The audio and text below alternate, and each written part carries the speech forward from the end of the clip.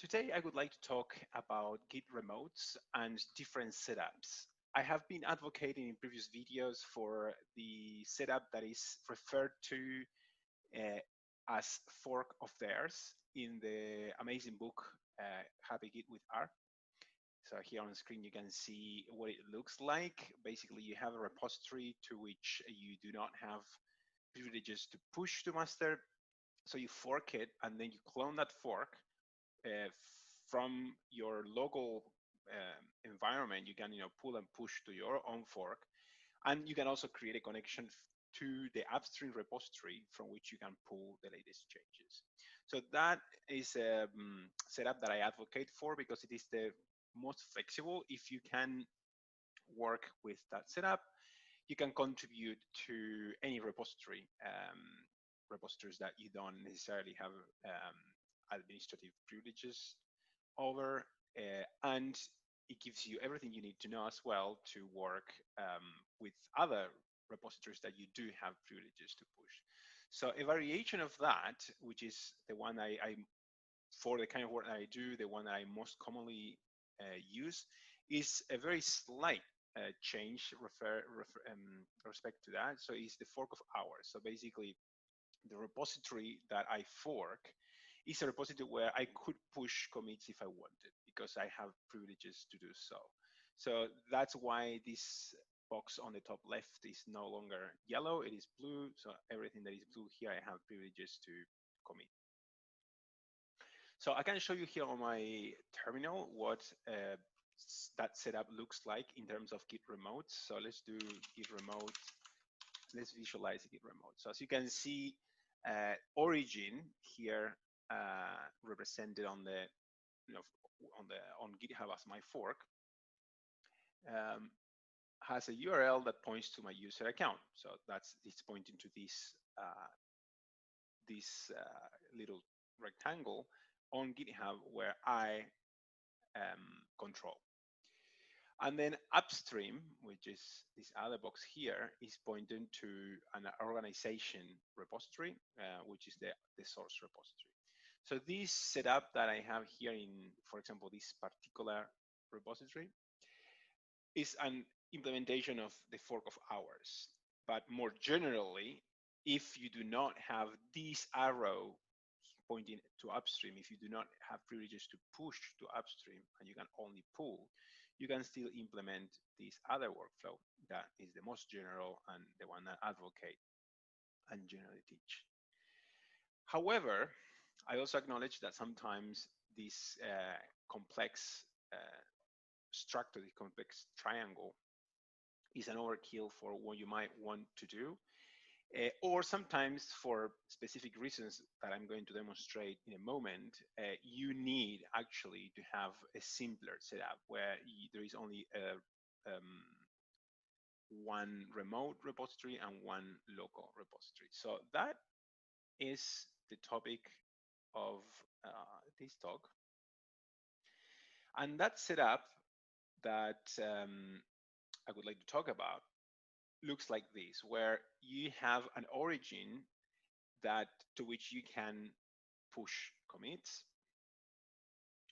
and that is everything that there is. There is no such a thing as an upstream repository. It's just the origin, which is a remote version of your clone, and then you have your clone with which you're working locally. So I'm going to demonstrate this setup working in R, which is what I do most of the time. And the motivational example is using a function in R that creates a GitHub issue to prepare an R package for release.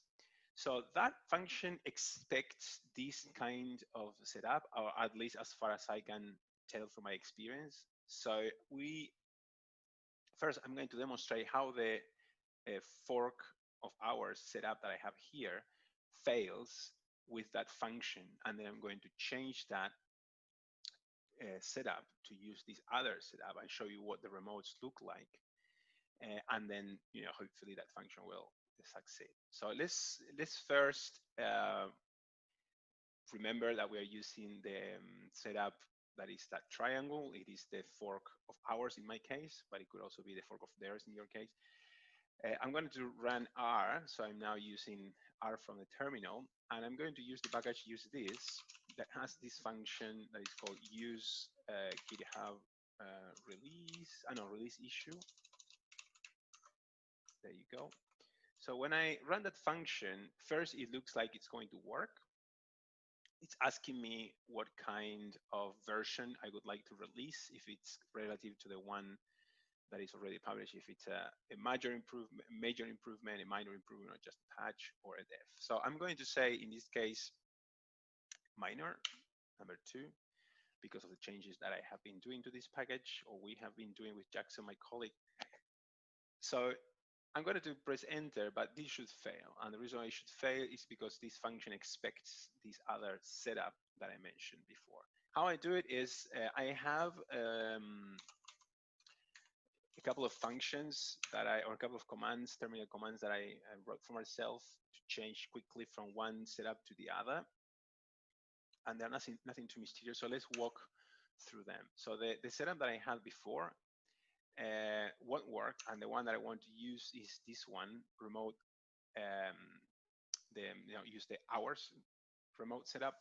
So let me show you the guts of the little command to show you what steps we need to do to move from the fork of hours setup to the hours setup. Maybe it would be useful to first print the setup that I have and then show the changes that I want to make. So the first thing I want to do is to get rid of or to rename my remote origin that is pointing to my user account, because I want origin to be pointing actually to what is now the upstream, so to the main repository. And the way I'm going to do that is in a way that I can then restore this when I want to go back to my original setup, to my fork of hours setup. So I'm going to rename the remote origin, and the name I'm going to give it is my fork, because that's exactly what it is. The second step is going to be to rename the upstream so that it has the name origin, because that is the name that this setup requires. And then I need to do something else. So I have the remote, but then I need to create these connections, right? These little arrows here. So what I'm going to do is to say that the branch master locally should be tracking the upstream branch origin master. So on the remote origin, there is also going to be a master branch that is going to have the production commits. So everything that is pushed to master is exposed and working. So I'm going to be tracking from my local repository, from the local master branch, that will be tracking the upstream branch. So I create that connection. And then at the end, I'm going to print the same command that I printed here at the top to show if I'm going to confirm that the setup has done what I expected it to do. So that is all you need to do. You can type it by hand, but I got tired of doing it. So instead, I wrote this little command, and I'm going to just write the command remote hours. So that will, calling this command remote hours calls all of these lines, and then this very last one prints what we are seeing here on screen. So let's reflect on this. So as you can see now, my fork on my user account here, right, is now, I didn't remove it completely because I will want to restore it later, but I changed the name. So as this first line changed, this URL is no longer associated to an origin remote, but instead is called my fork. So this is what I achieved with this first line. So that and that. So these two lines come from that change. And now this second line renamed upstream to origin. So this URL, which before was my upstream, so this URL, as you can see here, the 2 degrees investing, before it was my upstream, but now it is my origin. And I did that by renaming it from upstream to origin. Right? And then I created this link between master locally and the one on, in this case, origin. So that way I create these connections here. So let me show you actually Git branch view for you to see that, now master branch is pointing to origin master. And before, so if I revert this thing, remote fork of hours, so I'm going back to my original setting. If I do git branch verbose, as you can see in that setting, master is not tracking my origin branch, but instead is tracking my upstream branch, right? So, but let's do what hours. Let's do the setup that I want to create that release issue with the use this package. So that's now set, and as you can see now my origin is pointing to the source repository, to this one here. That's what I want. And now I'm going to run R to start R from terminal. I could run R from RStudio if I wanted, but I'm here on the terminal, so to not confuse you, let's just do everything here. So now let's call the function that we used before, which was called use release issue. And again, let's say that we want to use the patch, the minor version. And let's run that. And now I'm expecting this to work.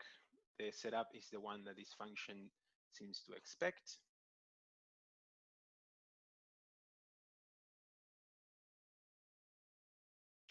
And there it is.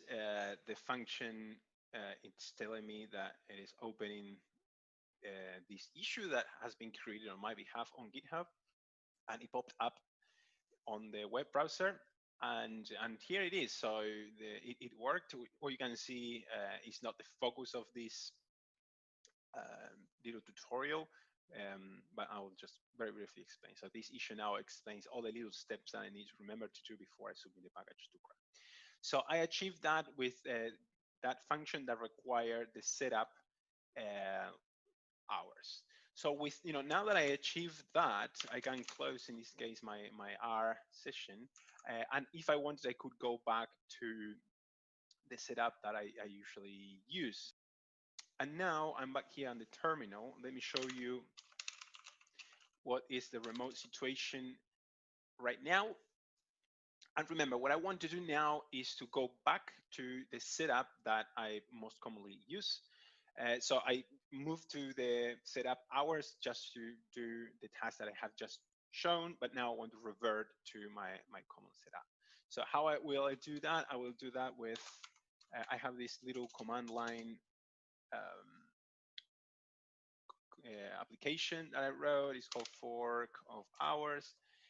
So the way I will get from here to back to the setup fork of hours, that is the one that I commonly use, is by doing these steps here. So the first thing I'm going to do is I'm going to take the remote, I'm going to rename the remote origin as upstream, right? So this first line will take this remote that is pointing to the organization, to the main repository, and I'm just going to call it, rename it upstream. And then the second line is going to take the remote, my fork, this one, the one that is pointing to my user account, and it's going to rename it as origin. Finally, I'm going to create, to set an upstream, that's the jargon in Git. Basically, I'm going to create a connection between master on my local repository and the upstream master. So let me show you again. Let's walk through this with the appropriate image. This is what I'm trying to accomplish here. And then when all is done, I'm going to run git remote vv to show again the new state of the remote. So let's do that. So the command that I wrote for myself is this one, fork of hours. The setup is now done by just running all these lines simply by calling this command, but you can run those lines one by one if you want. And here it is. So now my origin remote is pointing to my user account, is pointing to my fork of the upstream, and the upstream is actually pointing to the organization, to the main repository. So exactly what I wanted. So one last thing I wanted to show you is the branch. So we want to confirm that master branch is tracking the upstream branch. So this connection in particular is the one in charge of keeping in sync the master branch locally with the master branch on upstream. And that's it. That's the end of this tutorial. Again, as a summary, I advocate generally for this setup for fork of pairs because it's the most general, the one that allows you to contribute to the to kind of any open source project. In particular, I use this other approach because I actually do have privileges to push to upstream. So this setup automatically for me becomes this other setup without me needing to do anything in particular. And in some situations, you may want to use other setups, like a simpler setup like this one, where you just have an origin pointing to the main repository, as opposed to pointing to your fork of the main repository. And the way I change from one, so what we covered today is, how, what commands you need to type to change from one setup to the other. And I also show you that I'm lazy and to not type all of that by hand, and to avoid, forgetting one thing or the other. I created, a couple of command lines applications, command lines programs, little programs that jump from one setup to the other whenever I need. Thank you.